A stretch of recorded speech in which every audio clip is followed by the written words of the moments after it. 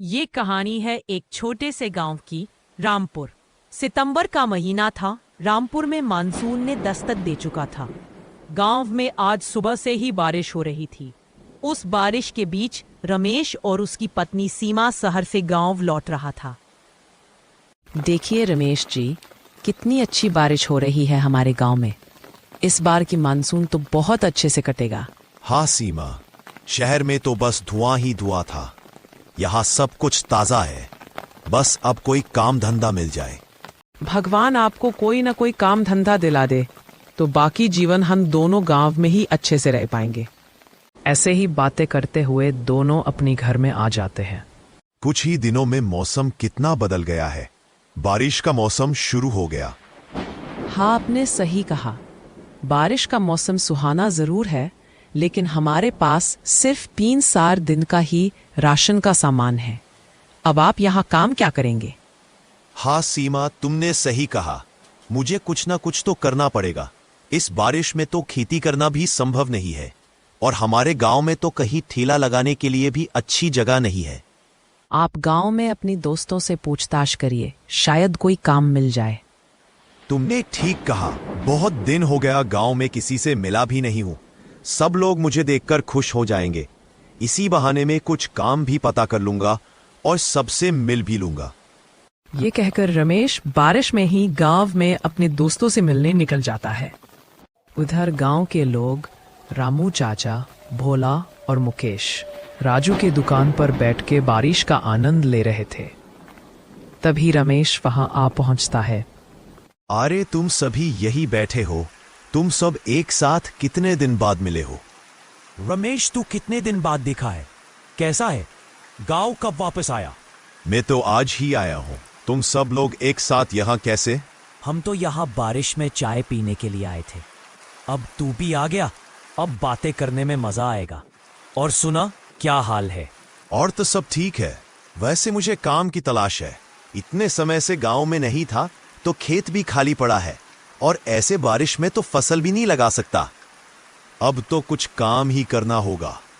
काम के लिए तो तुम्हें सरपंच जी से बात करनी चाहिए। शायद वो तुम्हें काम दे सकते हैं, वरना ऐसी बारिश में तो सबका काम थोप पड़ा है। ठीक है, मैं कल सुबह सरपंच जी से बात करता हूँ। और सुनाओ, तुम्हारे खेतों में फसल कैसी हो रही है? अरे रमेश, अभी तक तो सारी फसल अच्छी है, लेकिन शायद ज्यादा दिन अच्छी नहीं रहेगी। क्यों भोला भाई, ऐसा क्यों बोल रहे हो? कल न्यूज़ पर बता रहे थे कि इस बार हमारे इलाके में बहुत ज्यादा तूफानी बारिश होगी। हमें डर है कहीं ज्यादा बारिश हमारी फसल को नुकसान ना पहुंचाए। अरे भाई, बारिश तो हर साल ऐसे ही होते हैं। इसमें इतनी चिंता की क्या बात है? मैं बताता हूँ रमेश भाई, असल में चिंता बारिश की नहीं, बल्कि हमारे गांव के बांध की है। हमारे गांव के बांध में दरारें पड़ गई है। पिछले साल भी थोड़ी थी, लेकिन इस बार वो काफी बड़ी हो गई है। हाँ, पर बांध को ठीक करने का काम तो सरपंच जी का है। तुम लोगों को उनसे बात करना चाहिए। वही तो गड़बड़ है रमेश भाई। हमारे गांव के कुछ लोग कल उनके पास गए थे। अरे तुम सब लोग आज सुबह सुबह यहाँ कैसे? कोई काम है क्या? असल में सरपंच जी, वो गांव के बांध में दरारें आ गए हैं ना। हाँ, तो उसमें मैं क्या करूँ? आपने कहा था ना कि आप इस साल बरसात के मौसम से पहले बांध की मरम्मत करवाएंगे। क्या बोल रहे हो? मैंने ऐसा कब कहा? याद कीजिए, सरपंच जी अपने कुछ ही दिन पहले कहा था। अरे बांध की मरम्मत करवाने में कितना पैसा लगता है पता भी है? बारिश की वजह से मेरा सारा काम रुका पड़ा है। तुम्हें क्या मेरे पास पैसों का पेड़ नजर आता है? मैं बांध की मरम्मत नहीं करवा सकता। अब समझे रमेश भाई, सब क्यों चिंता में है। सरपंच जी ने वादा करके कैसे माना कर दिया? अब क्या होगा? अब क्या? अब तो सब ऊपर वाले के हाथ में है। ऐसे ही बातें करते करते समय बीत जाता है। रमेश भाई अपने घर के लिए निकल जाता है। घर जाकर सारी बातें अपनी बीवी को बताता है। ये तो बहुत चिंता की विषय है। सरपंच जी ने भी बांध की मरम्मत करने से मना कर दिया। अब क्या होगा? वैसे आप काम ढूंढने गए थे, कुछ काम मिला कि नहीं? भोला बता रहा था कि गांव में सिर्फ सरपंच जी के पास ही काम मिल सकता है। मैं कल सरपंच जी से जाकर बात करूंगा। अगली सुबह उठकर रमेश देखता है कि बारिश अभी भी नहीं रुकी है। अरे सीमा, बारिश अभी तक हो रही है, लगता नहीं कि अब ये रुकेगी।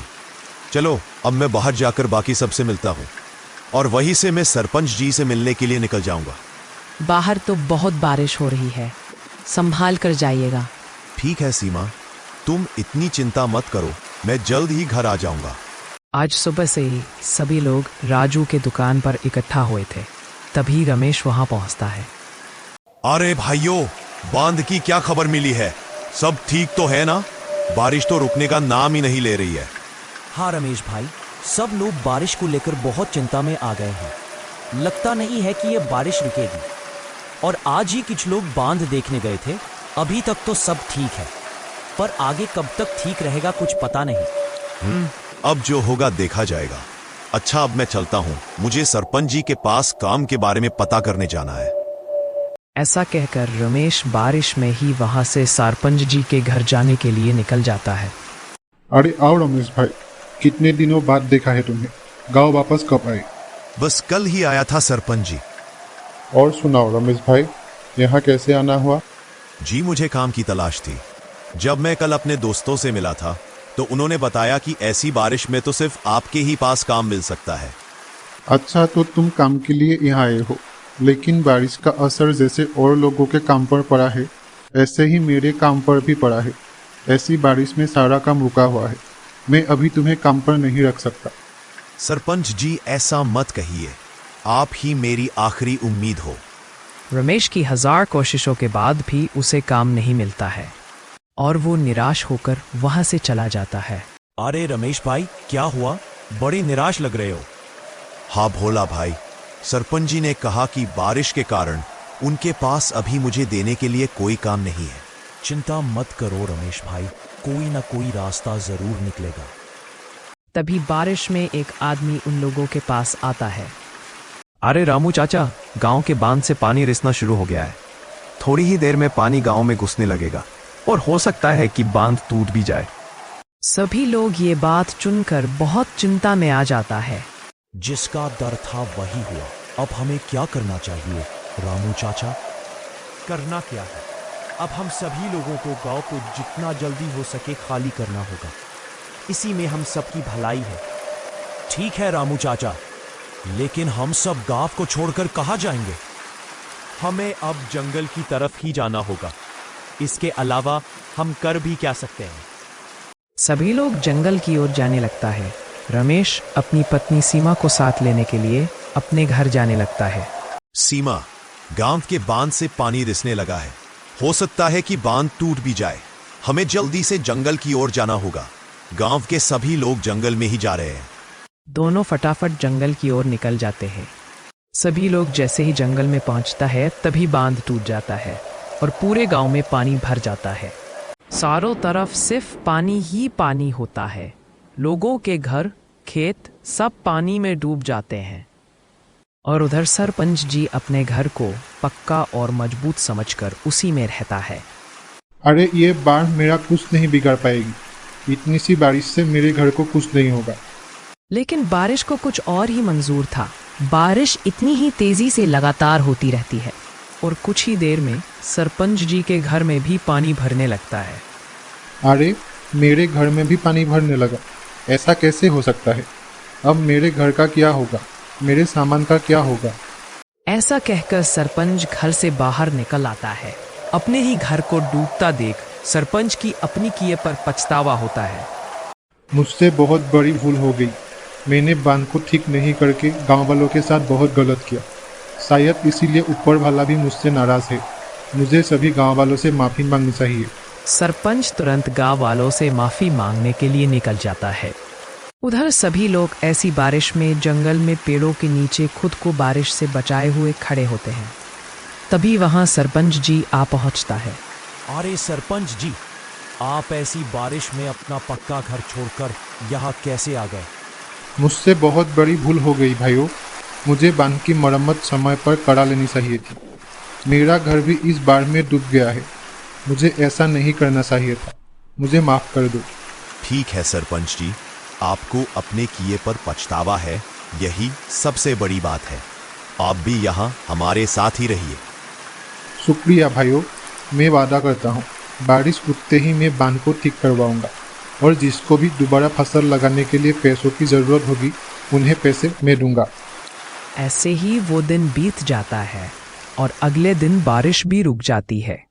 अगले दिन सभी गांव वाले अपने घर में वापस चले जाते हैं और सरपंच सभी को खेती करने के लिए पैसे देता है।